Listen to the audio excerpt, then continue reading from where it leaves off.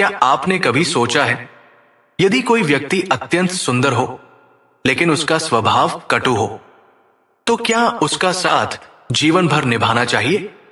क्या राजा का धर्म सिर्फ सिंहासन पर बैठना होता है, या प्रजा के दुख को अपना दुख समझना भी उसका कर्तव्य है? और अगर कोई राक्षस इंसानों के दोषों को खा जाए, तो क्या वो भी पुण्यात्मा बन सकता है? इन्हीं सारे प्रश्नों का उत्तर छुपा है राजा उत्तम और रानी बहुला की इस चमत्कारिक कथा में, जो अंत में बनते हैं एक महान मनु, उत्तम मनु। नमस्कार दोस्तों, आज हम आपको एक ऐसी कथा सुनाने जा रहे हैं जो न सिर्फ धर्म और अधर्म का भेद सिखाती है, बल्कि ये भी बताती है कि क्रोध में लिया गया निर्णय जीवन को किस प्रकार बदल सकता है। ये है राजा उत्तम, रानी बहुला और राक्षस बलाक की रहस्यमयी कथा, जो हमें यह सिखाती है कि व्यक्ति चाहे राजा हो या साधारण, यदि वह अपने कर्तव्यों से विमुख हो जाए तो उसे भी नियति का कठोर न्याय झेलना पड़ता है। ये केवल एक कथा नहीं है, ये सत्य का आईना है, जहां क्रोध का पश्चाताप है, तपस्या की महिमा है और सबसे बढ़कर मनुष्यता की विजय है। प्राचीन काल में उत्तानपाद नाम के एक राजा राज्य करते थे। उनकी पत्नी का नाम सुरुचि था। उन दोनों के संयोग से उत्तम नाम का पुत्र पैदा हुआ। उत्तम प्रारंभ से ही बड़ा तेजस्वी और होनहार था। उसके हृदय में अपार स्नेह था और इसी कारण वो किसी से शत्रुता करना तो जानता ही नहीं था। किसी प्रकार का छलकपट लेश मात्र भी उसके हृदय में नहीं था।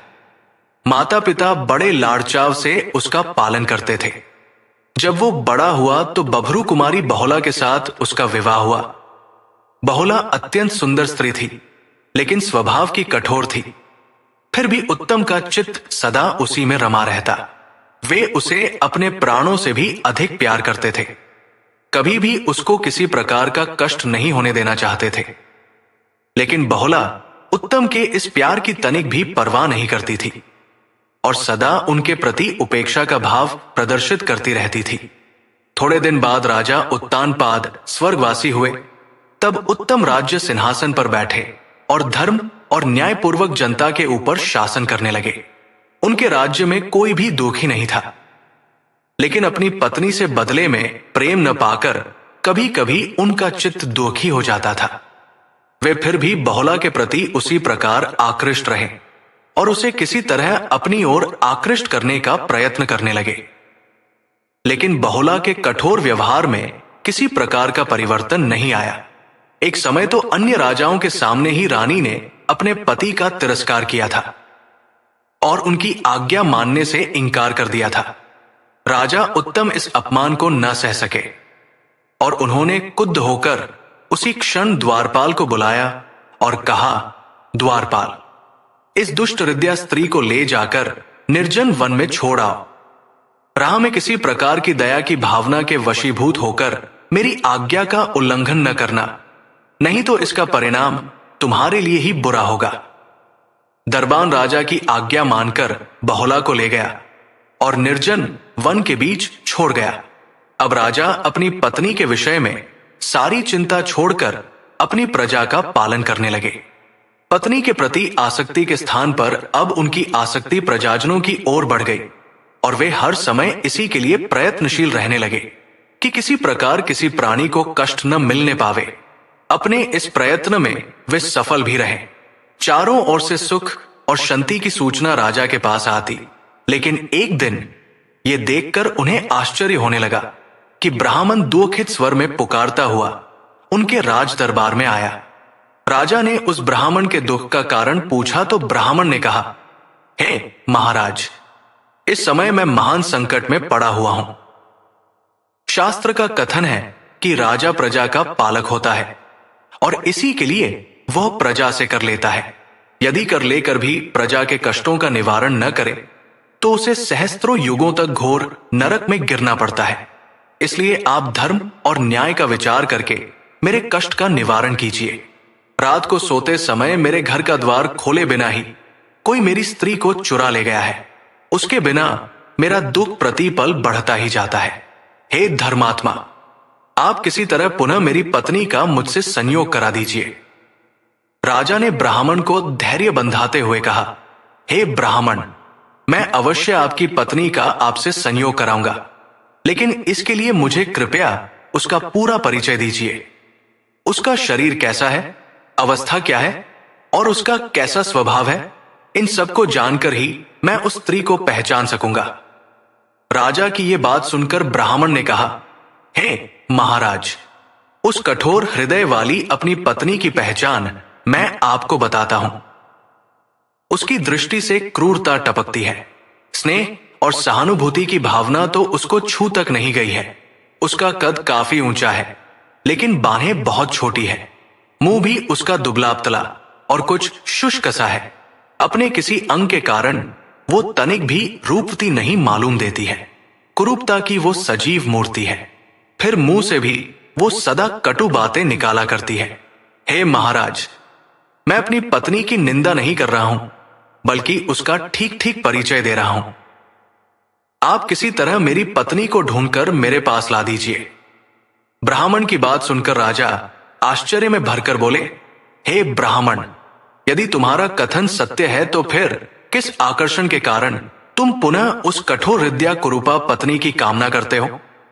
श्रेष्ठ स्वभाव की पत्नी ही कल्याणमयी और पति को सुख देने वाली होती है।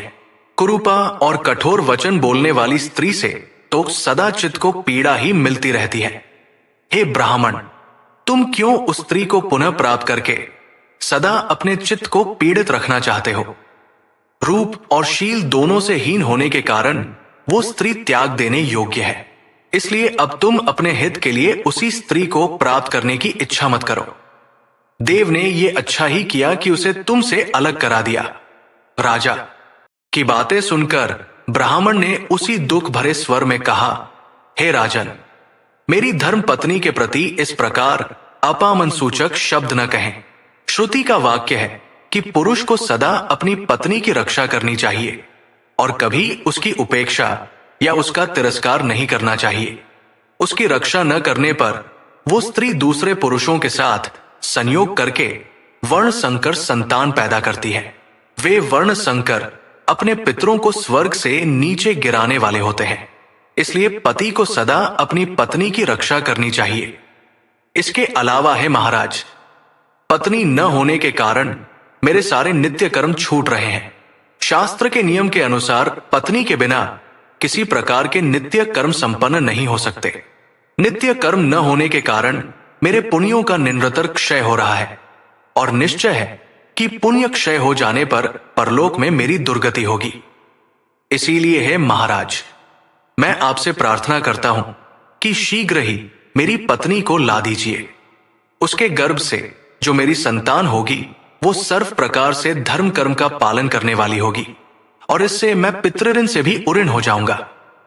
ब्राह्मण की प्रार्थना सुनकर राजा ने उसको आश्वासन दिया कि वे अवश्य ही उसकी पत्नी को ढूंढ कर ले आएंगे और उसी समय वे रथ पर सवार होकर वन की ओर चल दिए।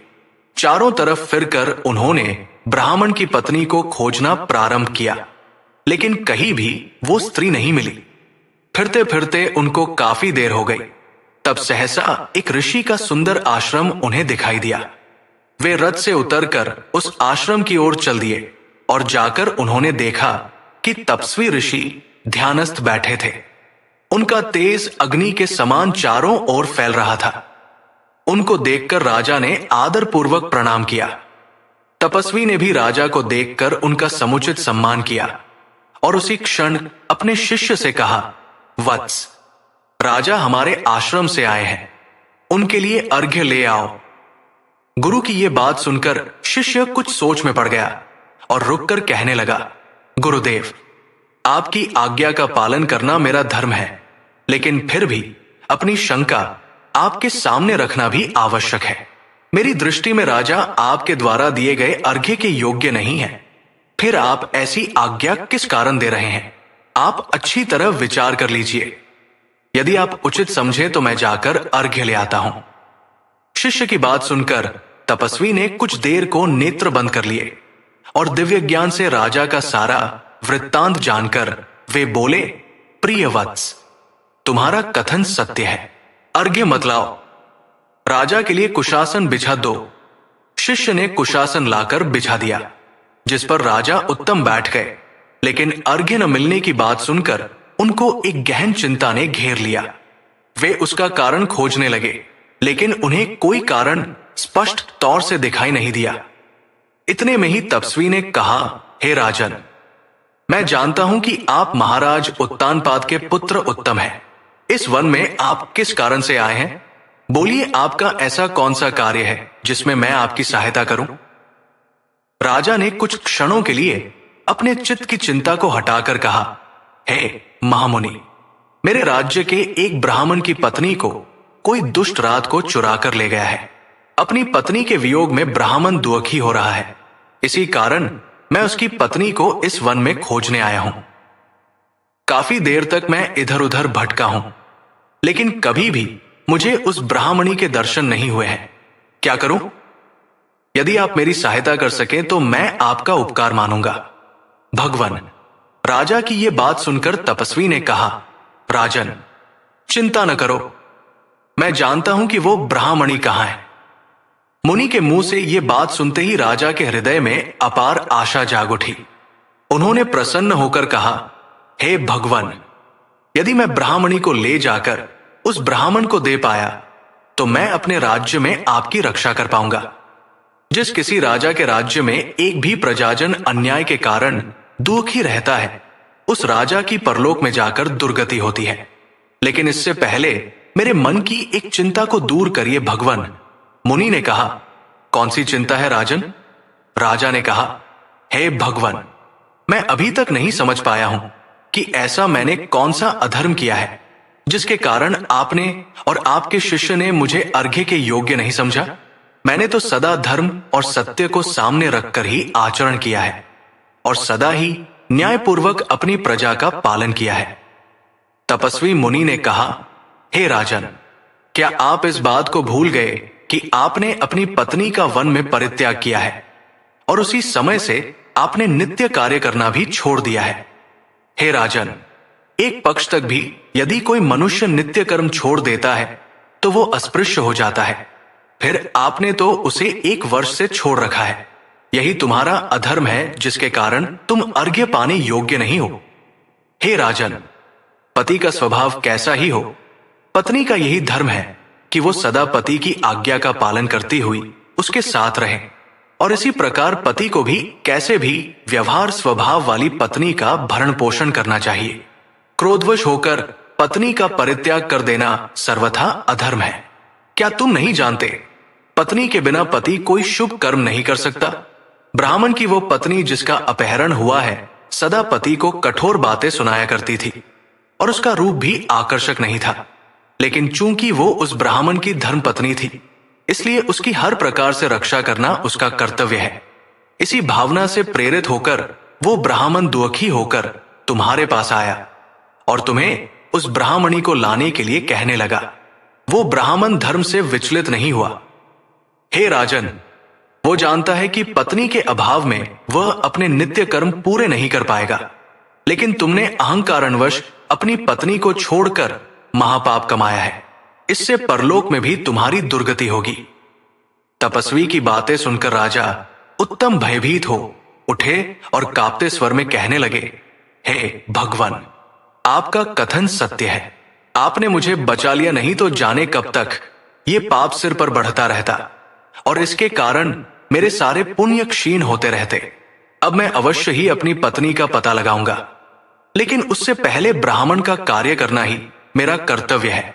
आता आप बताइए कि उस ब्राह्मणी का अपहरण किसने किया है और वो इस समय कहां है? मुनि ने कहा, हे राजन, अद्रि के पुत्र बलाक नामक राक्षस ने उसका अपहरण किया है। तुम उत्पलावत वन में आओ, वहां तुम्हें वो ब्राह्मणी मिलेगी। उसी समय राजा मुनि को प्रणाम करके रथ में बैठकर उत्पलावत वन की ओर चल दिए। वहां उन्होंने उस ब्राह्मणी को देखा। ब्राह्मण ने जैसा उसका परिचय दिया था ठीक वो उसी प्रकार की थी। राजा ने पूरी तरह उसको पहचान कर कहा, हे कल्याणी, क्या तुम विशाल के पुत्र सुशर्मा की पत्नी हो? ब्राह्मणी ने आश्चर्य में भरकर कहा, हाँ। राजा ने कहा, हे कल्याणी, तुम यहां किस प्रकार आई? किसने पति के घर से तुम्हारा अपहरण किया है? इस पर ब्राह्मणी ने कहा, हे देव, रात्रि के समय जब मैं अपने घर में सो रही थी तो मुझे बलाक नाम का दुष्ट राक्षस उठा लाया। उसने लाकर मुझे इस निर्जन वन में छोड़ दिया है। यहां पति के वियोग में सदा मेरा चित्त दुखी रहता है और वन की निर्जनता सदा मुझे भयभीत करती रहती है। वो राक्षस न तो मुझे दबाकर मेरी सारी चिंताओं को मेरे शरीर समेत मिटा ही देता है और न मेरा उपभोग ही करता है। पता नहीं वो किस अपराध का दंड मुझे दे रहा है। हे महात्मन, आप कृपा करके मुझे इस दुष्ट के चंगुल से छुड़ाइए।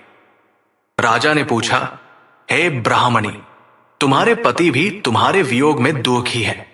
तुम्हारे अभाव में उनके सारे नित्य कर्म बंद हो गए हैं और इससे उनके पुण्यों का क्षय हो रहा है। उनकी प्रार्थना सुनकर ही मैं तुम्हें खोजने चला हूं। तुम किसी प्रकार की चिंता मत करो, मैं अभी तुम्हें इस राक्षस के चंगुल से छुड़ाता हूं, परंतु मुझे यह बताओ कि वो राक्षस इस समय कहां है? ब्राह्मणी कहा, हे भगवान, वो इसी वन के भीतर रहता है। आप इस मार्ग से चले जाइए, सीधे आप उसी के निवास स्थान पर पहुंचेंगे। ये कहकर ब्राह्मणी ने मार्ग दिखा दिया।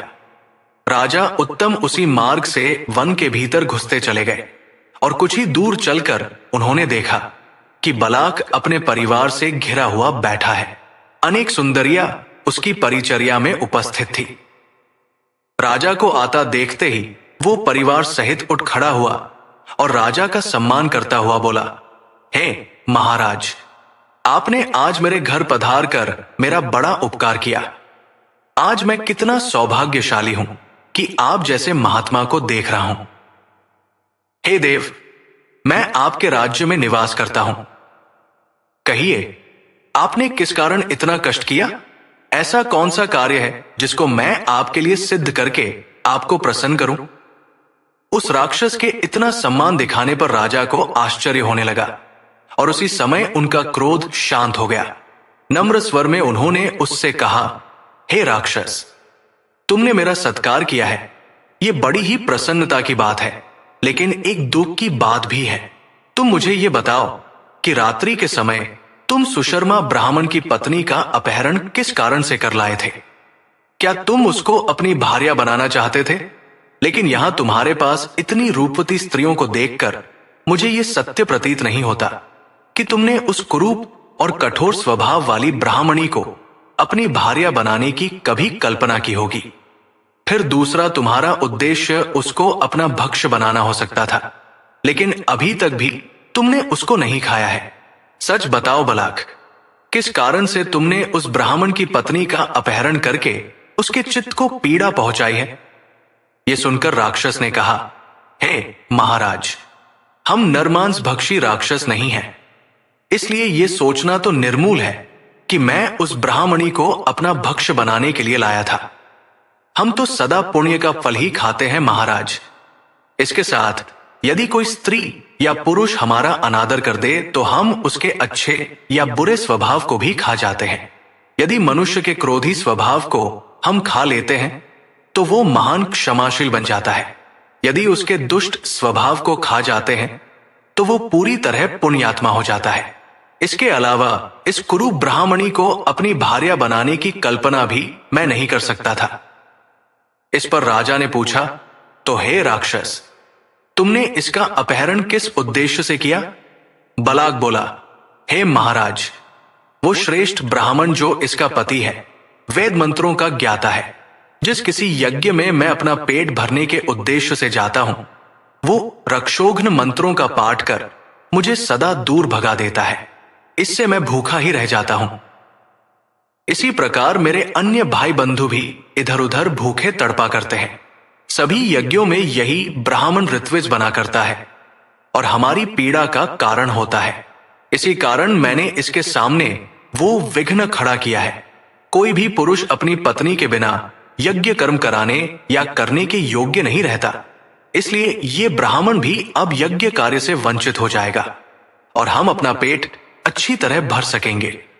हे महाराज, मैं आपका विनीत सेवक हूं, आपके राज्य की प्रजा हूं। अब आप जैसे आज्ञा प्रदान करेंगे वही कार्य मैं करूंगा। इस पर राजा ने कहा, हे बलाक, मैं तुमसे इस ब्राह्मणी को मांगता हूं। इसके बिना ब्राह्मण बड़ा दुखी है। प्रजाजनों के कष्ट का निवारण करना ही मेरा धर्म है। फिर इसके साथ ही मैं तुमसे यह भी मांगता हूं कि जैसा तुमने कहा है कि तुम मनुष्य के स्वभाव का भक्षण कर लेते हो, तुम इस ब्राह्मणी की दुष्टता को भक्षण कर लो, जिससे वो विनयशील होकर ब्राह्मण के चित्त को आनंद पहुंचा सके। इसके पश्चात तुम ही इसे इसके घर पहुंचाओ। तब मैं समझूंगा कि तुमने अपने अतिथि का संपूर्ण मनोरथ पूर्ण कर दिया। राजा के ये कहने पर उस राक्षस ने अपनी माया से उस ब्राह्मणी के शरीर में प्रवेश कर उसकी सारी दुष्टता को खा डाला। ब्राह्मणी अब अत्यंत विनयशील होकर राजा से कहने लगी, हे महाराज, हाय, कैसा दुर्भाग्य है कि मैं पति के वियोग में इतना कष्ट पा रही हूं। अवश्य ही अपने पूर्वजन के कमरे के फलस्वरूप ही मुझे अपने धर्मात्मा पति से विलग होना पड़ा है। पूर्वजन्म में मैंने किसी का वियोग कराया होगा, उसी के फलस्वरूप मैं ये अपार दुख भोग रही हूं। हे महाराज, मेरे पति कहां हैं? मैं उनके बिना एक पल भी जीवित नहीं रह सकती। आप किसी तरह मुझे उनके पास तक पहुंचा दीजिए। राजा ने ब्राह्मणी को धैर्य देते हुए कहा, हे कल्याणी, तुम अभी अपने पति के पास पहुंच जाओगी। अब किसी प्रकार से भी दुखी मत हो। यह कहकर उन्होंने राक्षस को उस ब्राह्मणी को ले जाने की आज्ञा दी। वह राक्षस उस ब्राह्मणी को उसके पति के घर पहुंचा आया और आकर कहने लगा, हे महाराज, आपकी आज्ञा मैंने पूर्ण कर दी है। अब बताइए, मैं आपकी क्या सेवा करूं? राजा ने कहा, हे बलाक, अब तुम जाओ। जब भी मैं तुम्हारी आवश्यकता समझूंगा तब तुम्हें स्मरण करूंगा, उसी समय तुम मेरे पास आ जाना। ये कहकर वे उस राक्षस से विदा लेकर रथ में बैठकर उस वन से चल दिए और अपनी पत्नी के विषय में चिंता करने लगे। अपने उद्धार की इच्छा करके वे उन्हीं त्रिकाल वेत्ता तपस्वी मुनि के आश्रम की ओर चल दिए, जहां से वे इस वन की ओर आए थे। आश्रम पर पहुंचकर उन्होंने मुनि को प्रणाम किया। मुनि के समुचित स्वागत करके राजा को बैठने के लिए आसन दिया। उनके कुछ बोलने से पहले ही उनकी सारी चिंता का कारण समझकर मुनि ने कहा, हे राजन, तुमने उस ब्राह्मणी को राक्षस के चंगुल से मुक्त करके बड़ा पुण्य किया है, लेकिन अपनी पत्नी का परित्याग करके तुमने महान अनिष्ट किया है। यही बात तुम्हारे चित्त को निरंतर पीड़ा पहुंचा रही है। हे राजन, ब्राह्मण, क्षत्रिय, वैश्य अथवा शूद्र कोई भी क्यों न हो, पत्नी के न होने पर कर्मानुष्ठान के योग्य नहीं रहता। महर्षि की बात सुनकर राजा की व्यथा और भी बढ़ गई और उन्होंने भारी स्वर में कहा, हे भगवान, आपका कथन सत्य है। मैंने क्रोधवश होकर पत्नी का परित्याग कर दिया, वही आज मेरी महान पीड़ा का कारण है। उसी कारण मेरे पुण्य कर्म क्षीण हो रहे हैं। क्या करूं? अब पता नहीं मेरी वो प्राण प्रिया कहां विचरण कर रही होगी। मैंने उसे निर्जन वन में छोड़ने की आज्ञा दी थी। पता नहीं वन के पशुओं ने उसकी देह को अपना भक्ष्य तो नहीं बना लिया। हाय, तब तो परलोक में मेरी अधोक्ति होगी। हे धर्मात्मन, आप सर्वज्ञानी हैं, कृपया बताइए मेरी पत्नी इस समय कहां है? ऋषि ने कहा, हे राजन, वो इस समय रसातल में है। वो अभी तक भी पवित्र है। किसी ने भी उसका चरित्र दूषित नहीं किया है। यह सुनकर राजा ने पूछा, हे महाराज, ये तो बड़े आश्चर्य की बात है। पाताल लोक में मेरी पत्नी किस प्रकार पहुंच गई और अब तक उसका चरित्र दूषित होने से किस प्रकार बचा रहा है? ये सब कुछ मुझको बताइए। ऋषि ने कहा, हे राजन, पाताल लोक में नागराज कपोत नाम के एक विख्यात पुरुष है। जब तुमने अपनी प्यारी पत्नी को निर्जन वन में छोड़ दिया तो नागराज ने एक दिन उसको देखा और उसका रूप देखकर वे उस पर आसक्त हो गए। कुछ देर तक वे उस सुंदरी को देखते रहे और फिर उसको निस्साय जानकर पाताल लोक को ले गए। वहां ले जाकर उसे अपनी पत्नी बनाने का उनका विचार था, लेकिन नागराज की पत्नी अभी तक जीवित थी। उसका नाम मनोरमा था और उसी के गर्भ से नागराज के एक पुत्री पैदा हुई थी जिसका नाम नंदा था।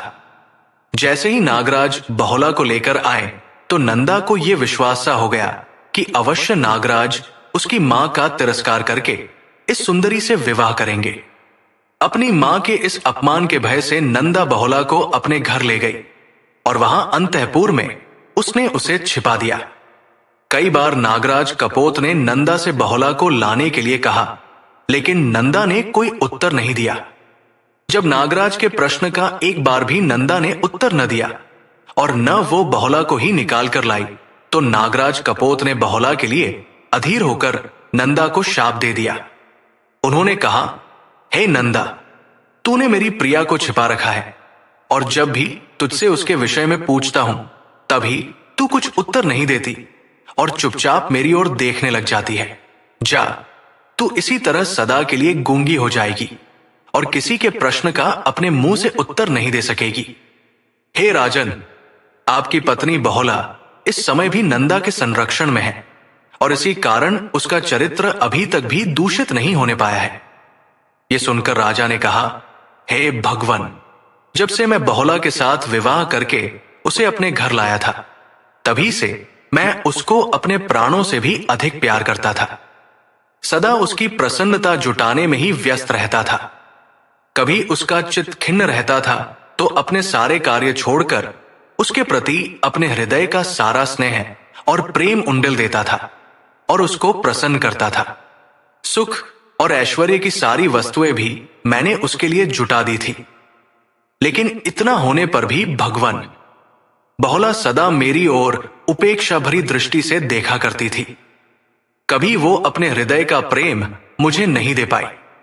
सदा उसका ये तिरस्कार पूर्ण व्यवहार देखकर ही मैंने एक दिन क्रुद्ध होकर उसको घर से बाहर निकाल दिया। लेकिन अभी तक मेरी समझ में ये नहीं आता है कि मेरे इतने प्रेम करने पर भी वो सदा मुझसे असंतुष्ट क्यों रहा करती थी। ये सुनकर ऋषि ने कहा, हे राजन, इसका कारण सुनो। पाणी ग्रहण के समय सूर्य, मंगल और शनिश्चर तुम्हारे ऊपर और बृहस्पति की तुम्हारी पत्नी के ऊपर दृष्टि थी। उस मुहूर्त में उस पर चंद्रमा और बुध भी परस्पर शत्रु भाव रखने वाले हैं, अनुकूल थे और तुम्हारे ऊपर प्रतिकूल। इसीलिए तुम्हें पत्नी की प्रतिकूलता का विशेष कष्ट सहना पड़ा है। अब जाकर तुम अपनी पत्नी को पाताल लोक में मुक्त करो और उसे अपने नगर को ले जाकर संपूर्ण धार्मिक क्रियाओं का अनुष्ठान करो। राजा ने महर्षि को प्रणाम किया और अपने रथ में बैठकर वे अपने नगर को लौट आए। वहां आने पर उन्हें वो ब्राह्मण अपनी पत्नी के साथ मिला। राजा को देखते ही ब्राह्मण ने अनेक तरह से राजा की प्रशंसा की और कहा, हे महाराज, आपने मेरे चित्त की महान पीड़ा को मिटा दिया है। आपकी जय जयकार हो। इस पर राजा ने कहा, हे ब्राह्मण, आपकी पत्नी को तो मैंने आपसे मिला दिया और अब आप सभी धर्मों कर्मों का अनुष्ठान कर सकेंगे, लेकिन मेरी पत्नी के न होने के कारण मैं एक बहुत बड़े धर्म संकट में पड़ा हुआ हूं। यह सुनकर ब्राह्मण ने कहा, हे महाराज, यदि आपकी पत्नी जीवित है और यदि अभी तक उसके चरित्र की पवित्रता नष्ट नहीं हुई है, तो आप अपनी प्राणप्रिया के बिना ये पाप क्यों कमा रहे हैं? शीघ्र से शीघ्र अपनी पत्नी को खोज कर ले आइए और अपने नित्य कर्म प्रारंभ करिए, नहीं तो आपकी परलोक में दुर्गति होगी। इस पर राजा ने कहा, हे ब्राह्मण, सत्य है और मुझे अवश्य ही अपनी पत्नी को लाना चाहिए, लेकिन एक कारण है जिससे मैं उसको नहीं लाना चाहता। ब्राह्मण ने उत्सुक होकर पूछा, वो क्या महाराज? राजा ने कहा, हे ब्राह्मण, उसका स्वभाव बड़ा कठोर है। जैसे पतिव्रता स्त्री को अपने पति के प्रति अनन्य श्रद्धा भक्ति रखनी चाहिए, वैसे वह मेरे प्रति नहीं रखती है।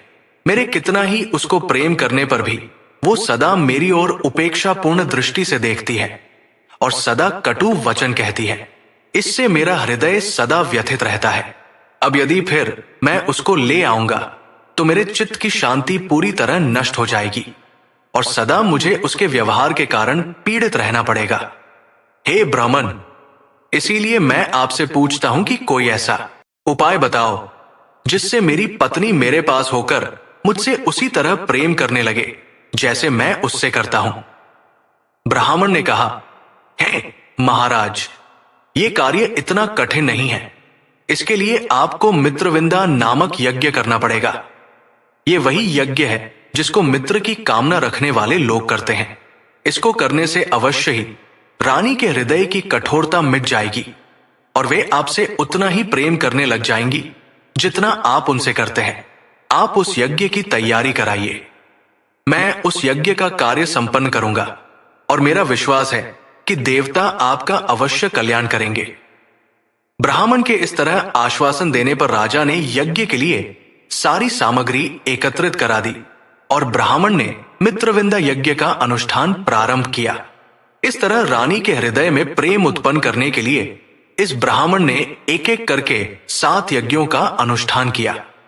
जब उसे यह निश्चय हो गया कि रानी के हृदय में राजा के प्रति अपार प्रेम जागृत हो गया, तो उसने राजा से कहा, महाराज, अब आपकी प्रिया के हृदय की सारी कठोरता मिट गई है और वो कभी आपका तिरस्कार नहीं करेगी।